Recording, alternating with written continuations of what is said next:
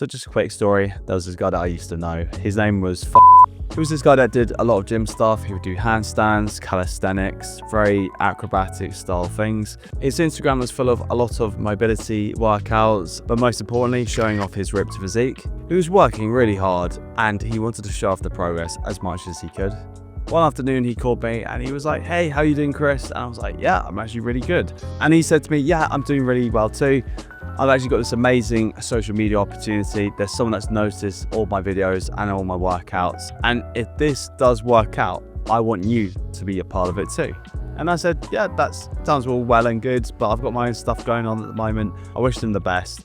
So anyway, he hung up. And he actually started to do some very questionable things. He ended up asking one of my friends for money. He developed quite a bad weed habit. He was committing driving offences. He was posting X-rated videos of himself with random girls on social media. Was missing payments on his rent.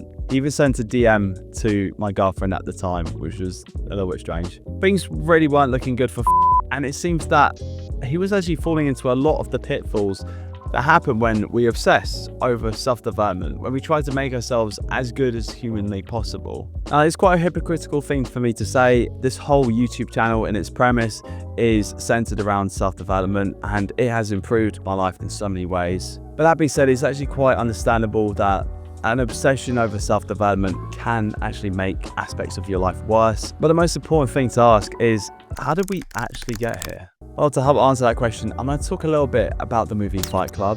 It's the most famous movie about fighting, where it's not actually about fighting, it's about society in general. The movie is actually a deconstruction of consumerist culture, or rather the idea of happiness within it. The main character at the start of the movie comes back to his apartment with all its designer furniture and pretentious aesthetics to find it ablaze. Things that he had actively researched and looked in his IKEA catalogue have been gone in the blink of an eye. Reflecting upon this at a bar with his friend Tyler, he is very upset. I don't know, it's just when you buy furniture, you tell yourself, that's it, that's the last sofa I'm gonna need. Whatever else happens, I've got that sofa problem handled. I had it all. I had a stereo that was very decent, a wardrobe that was getting very respectable.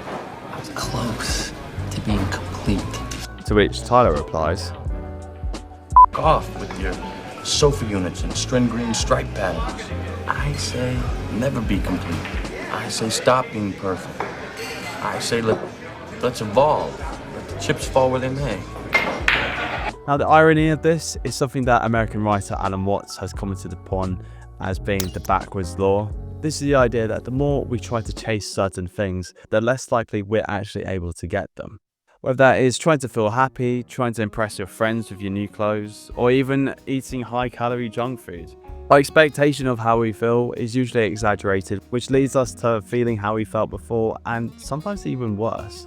And in Fight Club, the rawness of it comes from the catharsis the main characters experience when all of these people shed their corporate identities, these social constructs that have been thrust upon them by society, all in the name of just beating the absolute fuck out of each other. Not saying that this is something that we should do, but I'm definitely not the person to talk.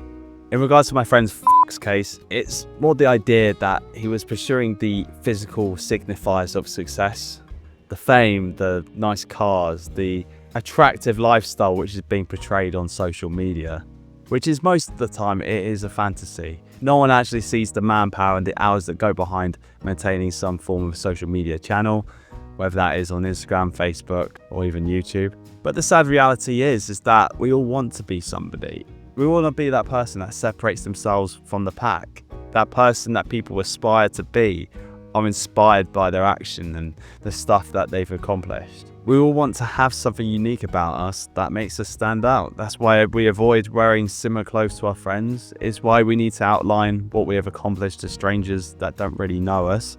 However, the belief that our fortunes will miraculously change if we follow this get-rich-quick scheme or this shady opportunity that gets posted to us on social media is really quite damaging. In a study that focused on people that had positive fantasies about the future, it was found that they actually had negative life outcomes occurring down the line, because fantasizing often means downplaying the hard work that actually goes into success, and therefore can discourage people from working to make their dreams come true.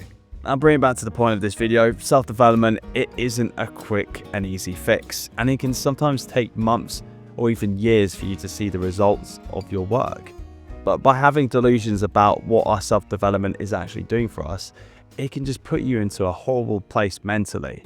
They say that the path to hell is paved with good intentions, so you want to be very careful about how you're obsessing over making yourself better. Obviously, we all want what we don't have. Sometimes that is something physical, sometimes it is something that is intangible. But I think what it takes is by being humble, chasing small victories, see what's within your grasp. Who knows? Maybe one day you'll be able to have the success that you definitely dream of. By the way, you owed me 50 quid.